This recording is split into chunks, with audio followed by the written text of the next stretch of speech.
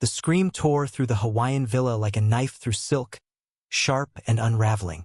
I froze, my coffee mug halfway to my lips, as my sister's voice, shrill, accusing, echoed from the living room. "He took it. I saw him!"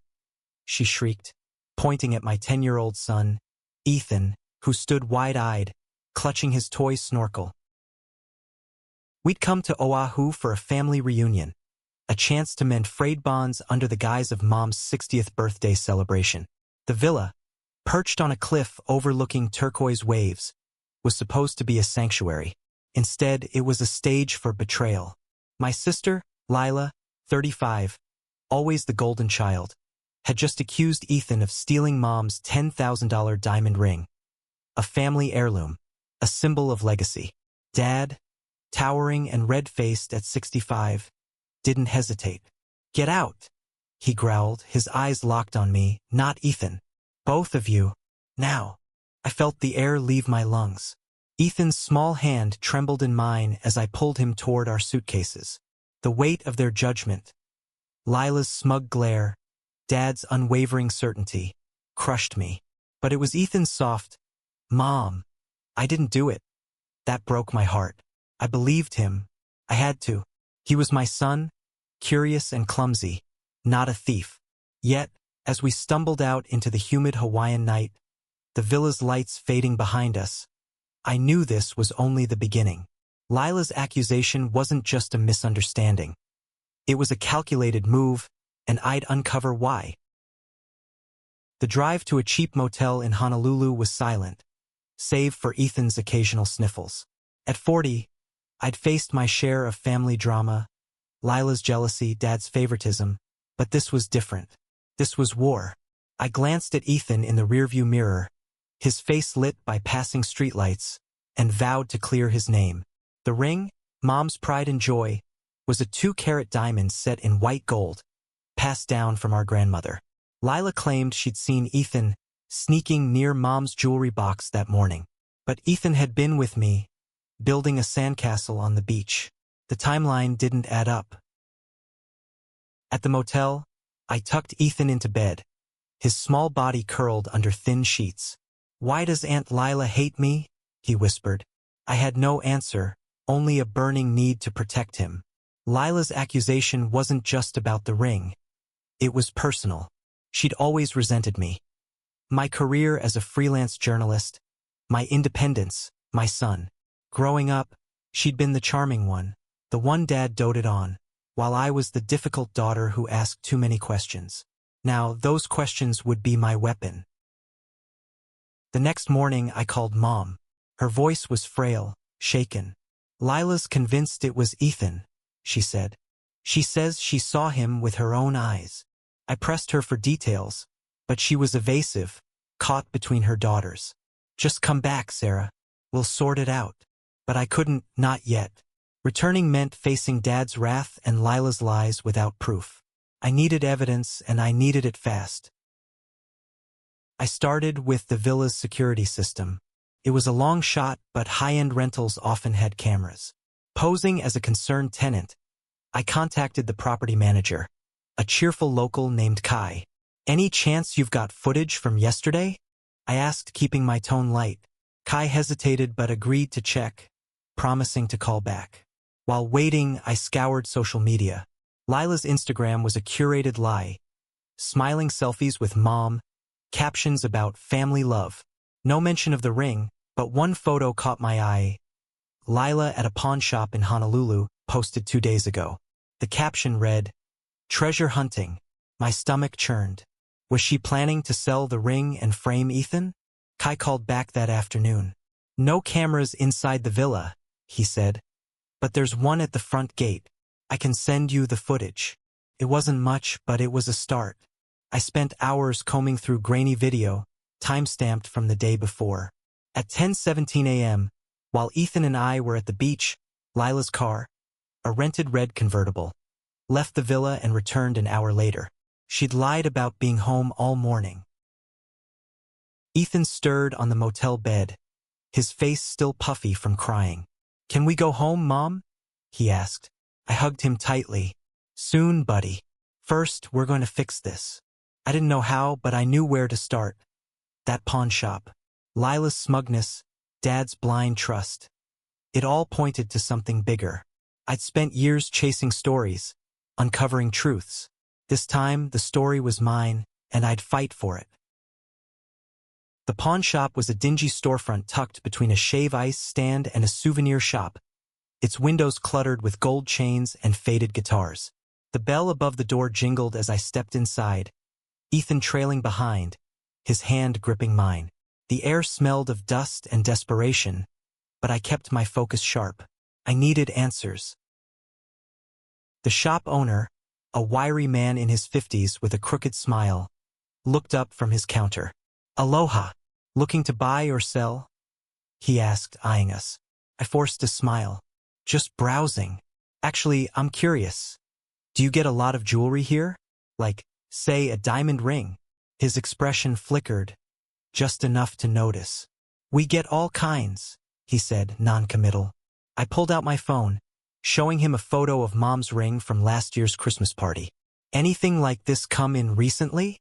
He studied the photo, then shook his head. "Nope, haven't seen it." But his eyes darted to a ledger on the counter, and I knew he was lying. "Mind if I take a look around?" I asked, keeping my tone casual. He shrugged, but I caught him watching me as I moved toward a glass case of rings.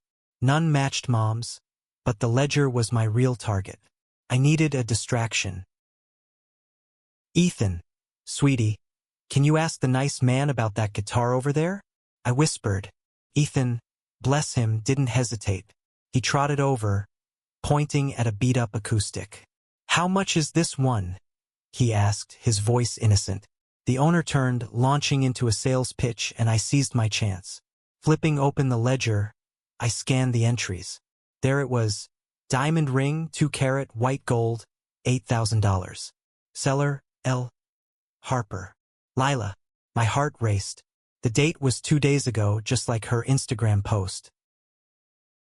I snapped a photo of the page and closed the ledger just as the owner turned back. "Find anything?" he asked, suspicious. "Not yet," I said, grabbing Ethan's hand. "We'll be back." Outside, I knelt to Ethan's level. "You did great, buddy." He grinned, but his eyes were still heavy with worry. "Did we find the ring, Mom?" I shook my head. "Not yet, but we're close." Back at the motel, I called Kai again, asking if he'd seen Lila leave the villa with anything unusual. "Like a jewelry box?" he offered. My pulse quickened. "Exactly." He confirmed seeing Lila carry a small velvet case to her car that morning. It wasn't proof she'd sold the ring, but it was damning. I needed to confront her, but not without backup.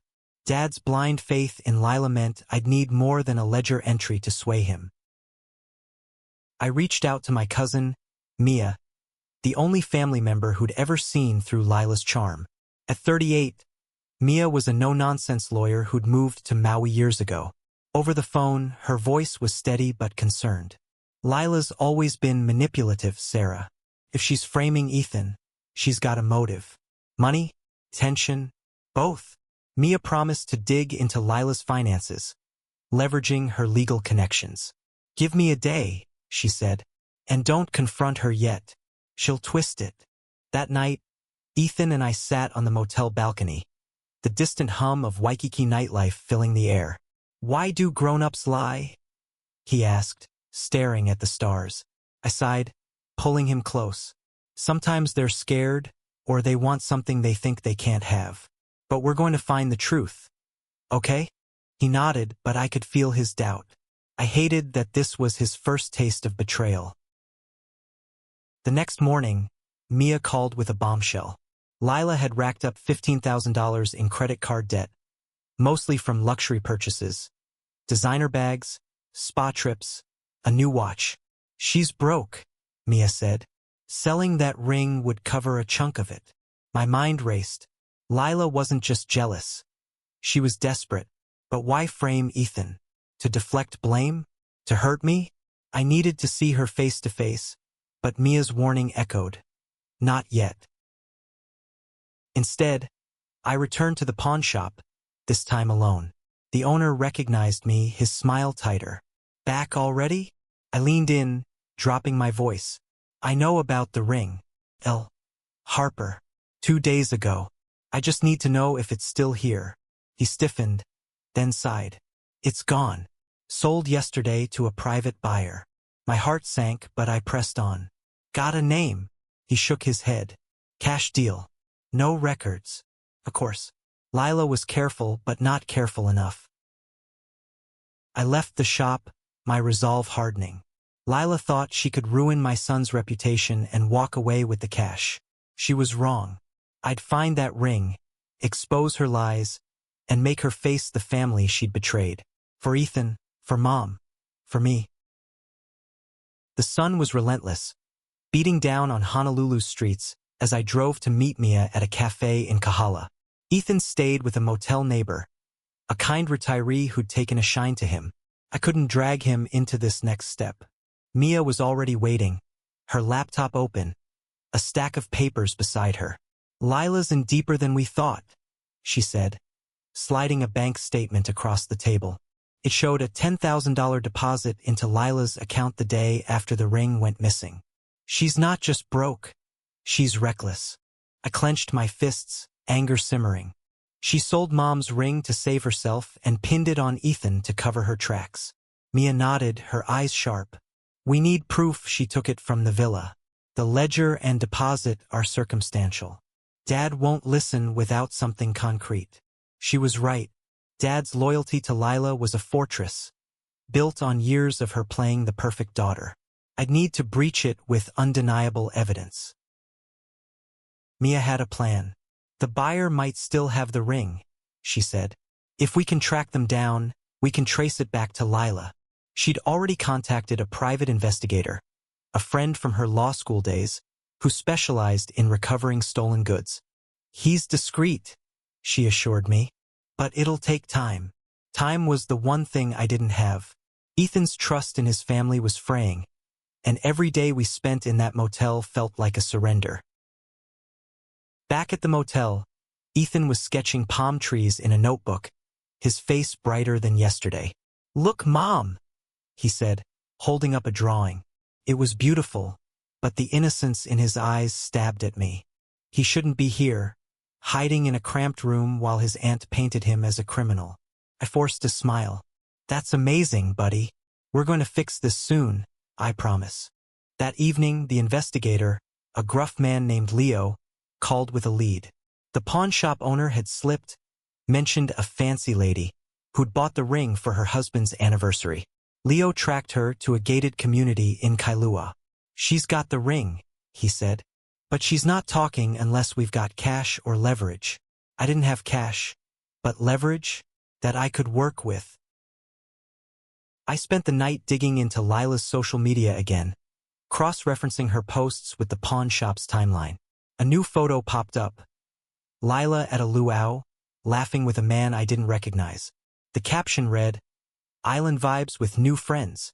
The man's watch caught my eye. Rolex, flashy, expensive. Was he the buyer? A fence? I sent the photo to Leo, who confirmed the man was a known dealer in high-end jewelry. He's connected, Leo said. If Lila's working with him, she's in over her head. The next morning, I drove to the villa, my heart pounding. I wasn't ready to confront Lila, but I needed to see Mom. She was in the garden, pruning roses, her face etched with worry. Sarah, she said, her voice trembling. I don't know what to believe anymore. I knelt beside her, keeping my tone soft. Mom, Lila's lying. I have proof she sold your ring. I showed her the ledger photo and the bank statement Mia had found. Her eyes filled with tears. Why would she do this? I wanted to scream that Lila was selfish, manipulative, but I held back. She's in trouble, Mom. That she thought she could pin it on Ethan and get away with it. Mom shook her head, disbelieving. Your father, he's so sure it was Ethan. That stung, but I pressed on. Help me, Mom.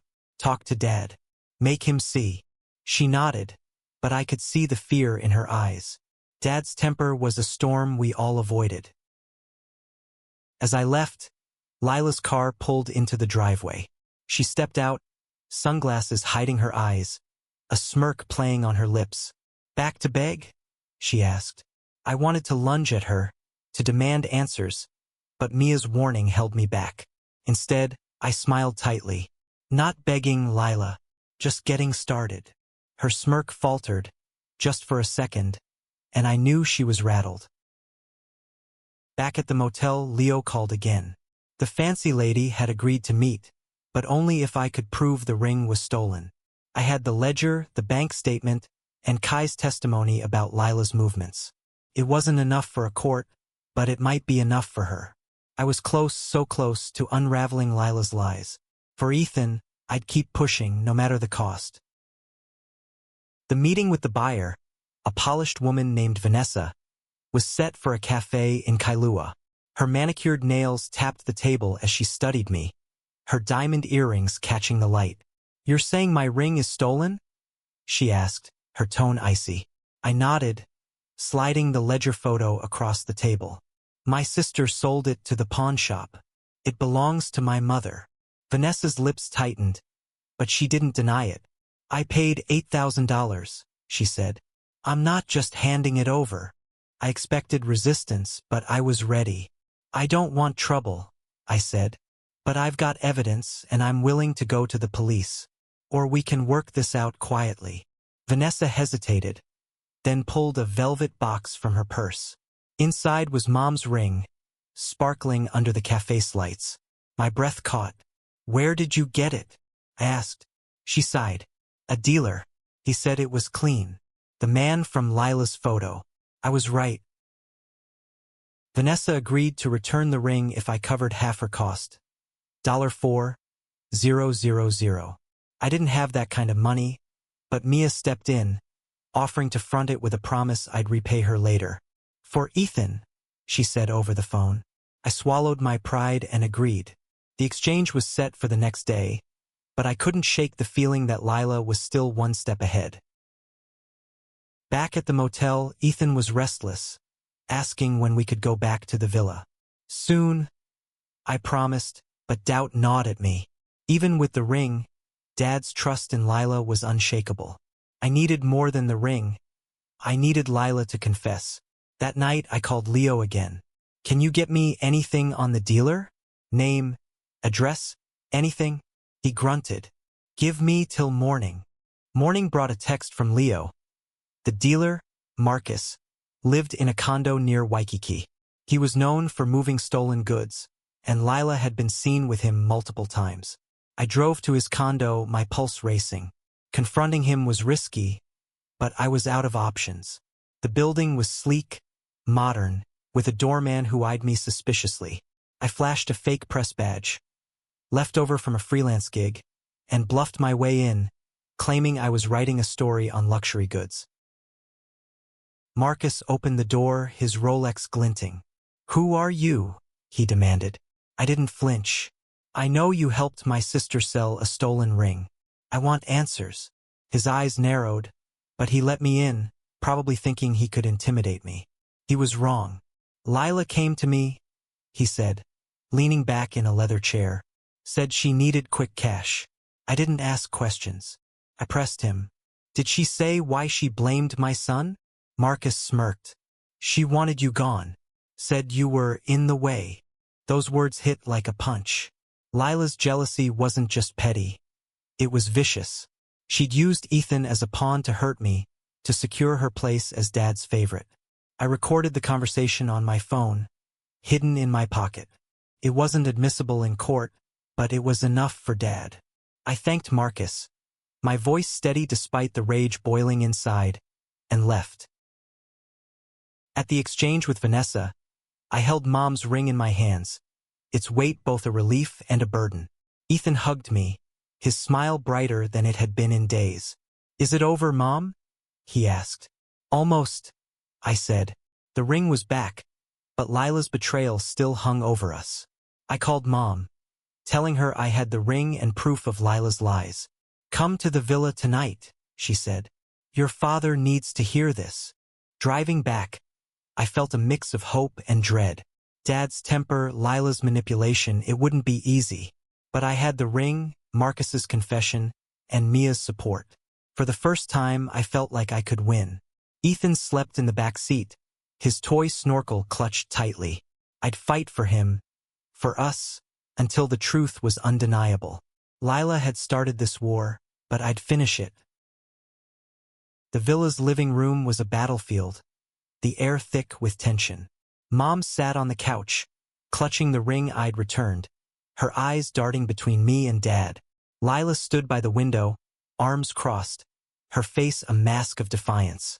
Dad paced, his voice low but dangerous. "You're saying Lila stole it?" he asked, glaring at me. I nodded, holding up my phone. "And I can prove it." I played Marcus's recording, his voice clear.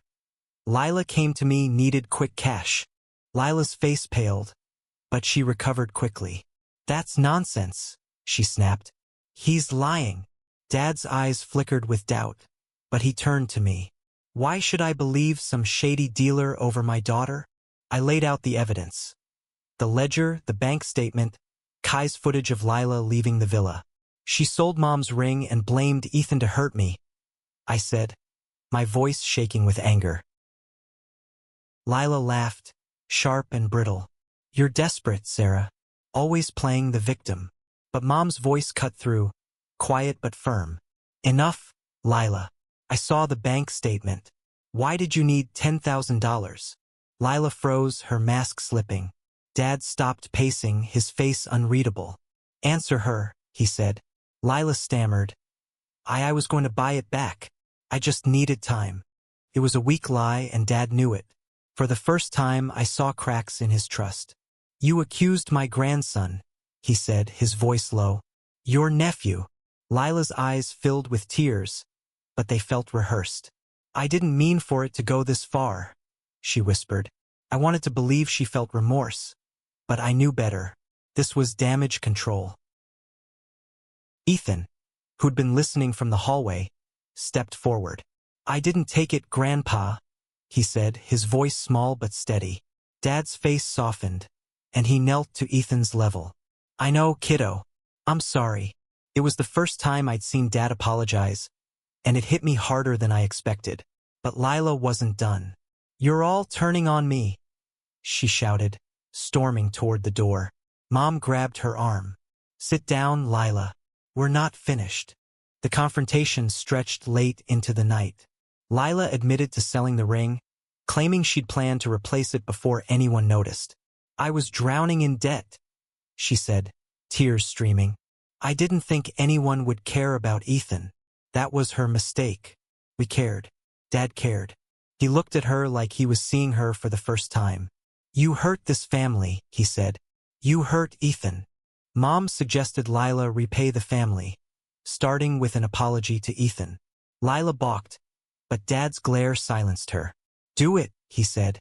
Her apology was stiff, insincere, but Ethan nodded, his eyes on me. I knew he'd forgive her eventually, he was too kind not to, but I wouldn't, not yet. As we left the villa, Dad pulled me aside. "I was wrong," he said, his voice gruff. "I should have listened." It wasn't enough to erase the pain of being kicked out, but it was a start. Ethan and I drove back to the motel, the ring safe with Mom, Lila's lies exposed. But the victory felt hollow. Our family was fractured, and trust, once broken, was hard to rebuild. That night, Ethan slept soundly for the first time in days. I sat by his bed, watching his chest rise and fall, and felt a flicker of hope. We'd cleared his name, but the scars remained. Lila's betrayal had cost her Dad's trust, maybe Mom's too. I wondered if she'd ever understand the damage she'd done, not just to Ethan, but to all of us. The next morning, the villa felt different, quieter, heavier. Mom insisted we stay for the rest of the trip, her way of mending what Lila had broken. Ethan ran to the beach, his laughter a small victory, but I couldn't shake the unease. Lila was still here, her presence like a storm cloud. Dad, usually so commanding, seemed diminished, his faith in his youngest daughter shattered. At breakfast, Lila avoided my eyes, picking at her food. Mom tried to keep things light, talking about the luau planned for her birthday. "We're a family," she said, her voice strained. "We'll get through this." But I saw the doubt in her eyes. Ethan, oblivious to the tension, chattered about snorkeling. I envied his resilience, his ability to move forward. I wasn't there yet. Mia arrived that afternoon, her lawyer's instincts on high alert. "Lila's not done," she whispered as we walked along the shore. "She's too proud to let this go." Mia had dug deeper into Lila's finances, uncovering a second bank account with suspicious transfers to Marcus. "She's been skimming from Mom and Dad for years," Mia said. "Small amounts, nothing obvious." The ring was her big move. I felt sick. Lila hadn't just betrayed Ethan. She'd been stealing from our parents. I wanted to confront her, but Mia stopped me. "We need to be smart. If we push too hard, she'll run, and Dad might protect her out of guilt." She was right. Dad's apology to Ethan was a step, but his love for Lila ran deep. Instead, Mia suggested we gather more evidence, enough to force Lila to face real consequences. "She needs to pay back every cent," Mia said, "and she needs to leave Ethan alone." That evening, I took Ethan to the beach, watching him chase waves. He was healing, but I saw the hesitation in his eyes when Lila's name came up. "Will she say sorry for real?" he asked. I hugged him. "She might, buddy. But you don't need her to know you're good." His smile was small but real, and it fueled my resolve. Leo called with an update. Marcus had skipped town, likely spooked by my visit. But he'd left a paper trail, texts to Lila about future deals. I forwarded them to Mia, who was building a case to present to Dad. "If we can show he's been enabling her," Mia said, "he'll have to act." I hated dragging Dad into this, but Lila had left us no choice. At the luau, the family put on a show for Mom's sake. Smiles, toasts, hula dancers under twinkling lights. But Lila's absence was glaring. She'd claimed a headache, staying in her room. I slipped away, finding her on the balcony, staring at the ocean. "Why, Ethan?" I asked, my voice low. She turned, her eyes cold. "You always had it all, Sarah. A kid, a career, Mom's attention. I had nothing." Her words stung, but they were a lie. She'd had Dad's love, Mom's patience, every chance to be better. "You could have asked for help," I said. "Instead, you hurt my son." She looked away, silent. For a moment, I thought she might apologize, but she just walked back inside. I realized then that Lila wasn't sorry. She was scared of being caught. Back at the luau, Dad pulled me aside. "Mia told me about the accounts," he said, his voice heavy. "I didn't know." I nodded, my throat tight. "You can still fix this, Dad. Make her take responsibility." He looked out at the ocean, his face etched with regret. "I will," he said. I wanted to believe him, but trust was a fragile thing. The final day in Hawaii dawned with a clarity that matched the sky. Ethan and I packed our bags. The villa no longer a sanctuary, but a reminder of what we'd overcome. Mom hugged us tightly, the ring back on her finger, a symbol of trust restored, at least with her. Dad was quieter, his eyes on Lila, who sat alone at the breakfast table, her defiance replaced by resignation. Mia had laid out the evidence for Dad. The accounts, the texts, the ledger. He'd spent the night reading through it, his face aging with every page. "She's my daughter," he'd said to me, his voice breaking, "but I can't let this go." He'd decided Lila would repay the $10,000, starting with her savings, and she'd be cut off from family funds until she proved herself. It wasn't enough for me, not after what she'd done to Ethan, but it was a start. Lila approached Ethan before we left, her voice low. "I'm sorry," she said, barely meeting his eyes. He nodded, polite but distant. "It's okay," he said, but I knew it wasn't. Forgiveness would take time if it came at all. I didn't push him. He'd been through enough. At the airport, Mom pulled me aside. "I should have seen it," she said, tears in her eyes. "Lila's been struggling, but I didn't want to believe she'd go this far. I hugged her. We're okay, Mom. Ethan's okay. But as we boarded the plane, I felt the weight of what we'd lost. Our family wasn't whole anymore, and maybe it never had been. On the flight home, Ethan sketched the ocean, his pencil moving with purpose. I want to come back to Hawaii someday, he said. But not with Aunt Lila. I smiled, ruffling his hair. Just you and me, kiddo. And maybe Grandma. He grinned, and for the first time in days, it reached his eyes. Back home, I framed Ethan's beach drawing, a reminder of his strength. Lila sent a check for $5,000, half the ring's value, with a note promising the rest. I didn't respond. She'd have to earn back trust, not just buy it. Dad called weekly, checking on Ethan, his voice softer than I'd ever heard. He was trying, and for Ethan's sake, I let him. The ring was back where it belonged, but the real treasure was Ethan's resilience, his ability to love despite betrayal. I'd fought for him, and I'd won, but the scars of Hawaii would stay with us, a reminder that family could hurt as much as it healed. As I tucked Ethan into bed that night, his sketchbook opened to a new drawing, a sunrise over the ocean. I knew we'd be okay. We had each other, and that was enough.